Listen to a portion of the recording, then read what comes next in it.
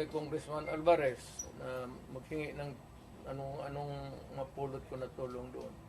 Kung bakit nagkaganon. Kasi si Julieta daw was not a criminal. Alam mo, ang practice, kung ang Congress, ang contempt is not a crime.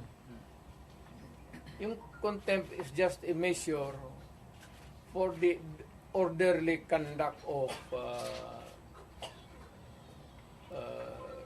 congressional hearings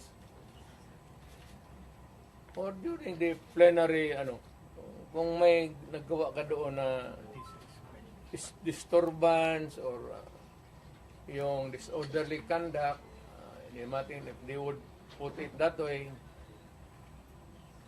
palabas may pa raw na bakit idalhin sa prison correctional.